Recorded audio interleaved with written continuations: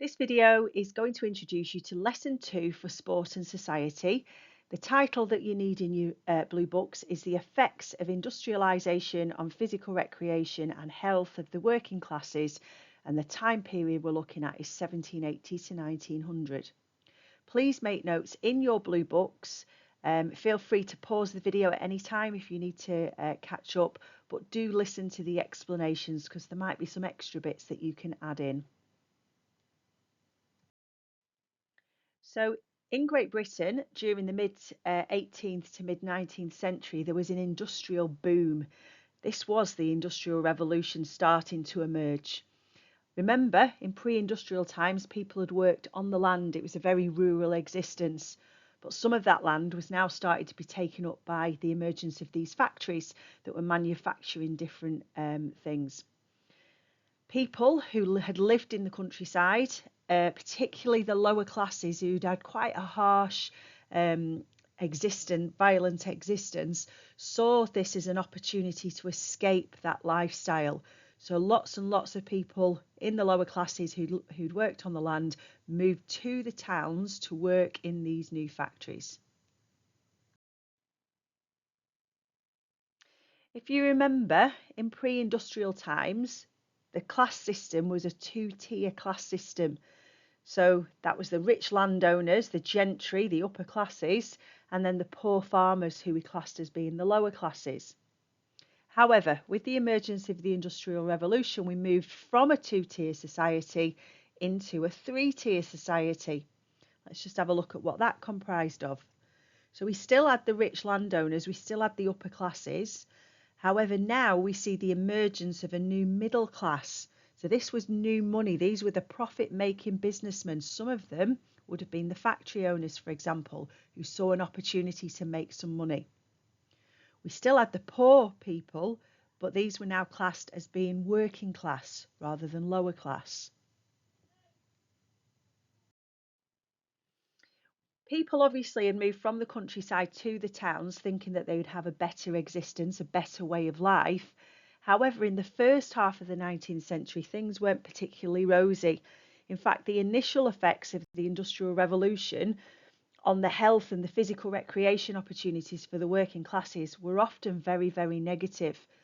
People had moved from living in these rural areas with plenty of space and grass and green and all the rest of it, to quite polluted areas with very kind of back-to-back housing, lots and lots of people living in those houses, and no space.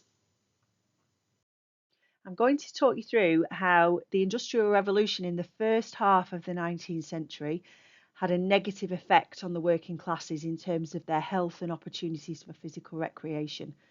You can present this as a table, you can present it as a mind map, but it's really important that you include the factor as well as the impact on their health and the sporting opportunities. We can remember this as HIT 4. So to start with, in the first half of the Industrial Revolution, the working classes had really poor health and hygiene. Working and living conditions were horrific. There was lots of polluted air.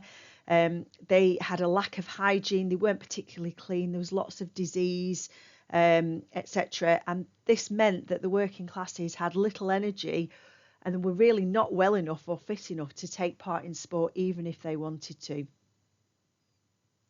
They also had a lack of income. So they'd moved to the towns thinking that life would improve for them, but actually, to start with, the factory owners paid them very, very little. They still lived in squalor and they still lived in poverty. Even if they wanted to, they had nothing left at the end of each week to spend on anything other than just kind of food. So they had no money, no disposable income to play or watch sport. They had no time. So again, if you remember pre-industrial, they worked from dawn till dusk. They worked on shifts using seasonal time, and they used kind of the sun coming up and the sun going down. But now they were on machine time. They would clock into the factory and work very long 12-hour shifts. They'd do this 6 days a week, including a Saturday, and the only day that they had off was a Sunday. However, this was a very religious holy day, and it was literally seen as being a day of rest. They would go to church and that was it. It was seen to be disrespectful to take part in any physical activity, for example. So they literally had a lack of free time to play. They had no facilities, no access to private facilities, no personal equipment.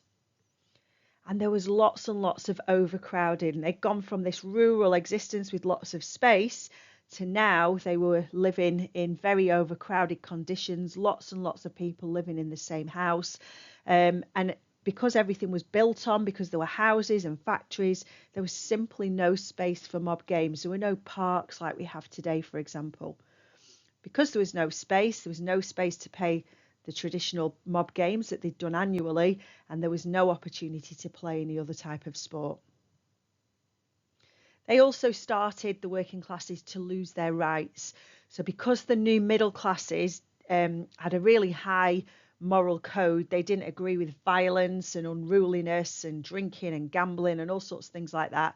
One of the first things that they did was ban the mob games. They didn't want their properties being damaged. They didn't want their workforce to be injured, so they couldn't work in the factory. So mob games were banned by changes to criminal law. And again, the working classes simply had no opportunity to play sport. There were no teams, no facilities, no space. Just have a read through your notes and just make sure everything that is on that screen you've got in your notes. However, things did start to change for the better, and in the second half of the 19th century, the second half of the Industrial Revolution, it started to have a much more positive effect on the development of sport and leisure opportunities and health for the working classes. So yet again, I've done you a table. How you present it on your booklets is up to you. Mind maps, tables, whatever, sentences.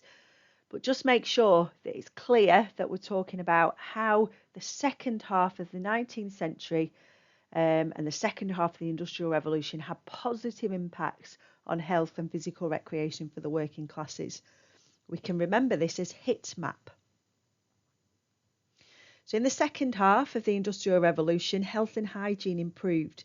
There were much better living and working conditions. The working classes had more energy for sport. The factory owners also started to take a real interest in the health and well-being of their workforce. They realised if they had a healthy, disciplined workforce, they had greater productivity. So they started to look after the working class workers a little bit more. They encouraged them to take part in physical activity. They started to develop their own factory teams, for example. We also had the introduction of something called penny baths or public baths. Suppose these were our very, very early swimming pools, but during the Industrial Revolution in that second half, a public bath was basically a big pool that you would go into to wash and get clean. So hygiene started to improve, health and fitness started to improve. We also started seeing people with a real interest in worker rights. So trade unions emerged and they introduced something called the Factory Acts. And because of this, they pushed for higher pay for the workers. So income increased, and with more pay, the working classes now had more money. So they could go and pay, for example, for a ticket to go and watch their factory team playing against another factory team. If you were lucky enough and you were a good player, it might be that the factory owner picked you off the factory floor and said, right, I will still pay you, but you can use this time to go and train and improve and get better for our factory team. So we've got a better chance of playing against the next team that we come across. And we call those broken time payments. I'll talk to you about those more in class. Time started to increase. So again, that trade union action and factory acts, we started to see the working classes have half a day off a week. For most of them, it was a half-day Saturday. That's where your traditional 3 o'clock kickoffs come from. So people started to have more time off, more time to play, but actually lots of them would spectate. They'd go and watch their local team. The workforce could now be active on a weekend. Transport and communication improved, so the factories needed to shift whatever they manufactured around the country. So we had the introduction of things like the steam trains, and they would obviously send goods around the country, but this meant the country had now opened up.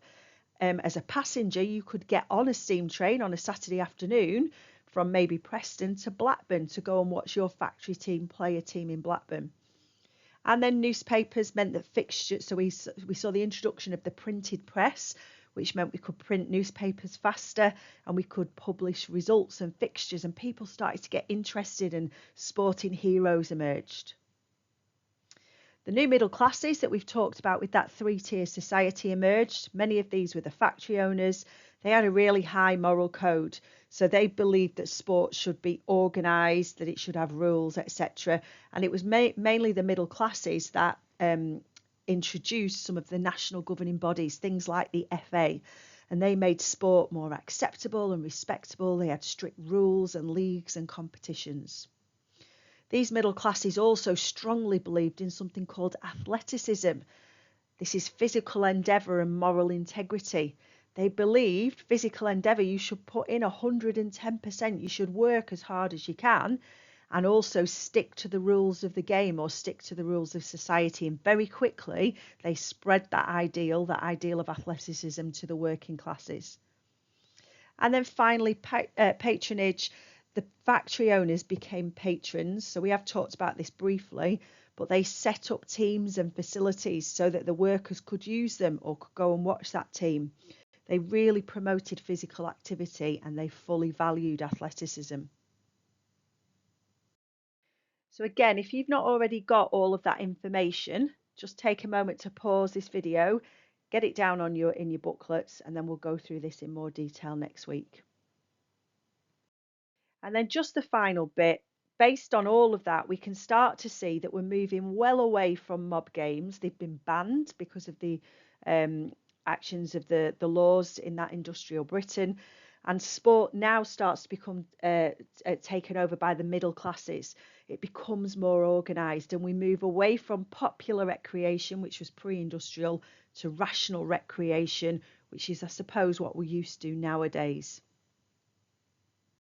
Just as a final thing then, if you can just write down the characteristics of rational recreation. So if we look at that image there on the board of the game of football, it's much more like what we would expect to see nowadays. And rational recreation is where games and sports started to have written rules that were codified. It was played more regularly because the working classes had more free time, improved transport. We could now play the game regionally, so it's no longer localised with each little village having its own version. It's now regional. Everybody knows the rules in all the different areas. Again, that was because of improved transport. The game was controlled by referees and officials. It was now very respectable, that middle class and public school influence, a real belief in sportsmanship and fair play. We started to see the emergence of amateurs and professionals linked to the class structure, and we'll go through that in class a little bit more. And we started to see purpose-built facilities. So the factory owners with that industrial patronage would set up spaces for people to play, fields for people to go to.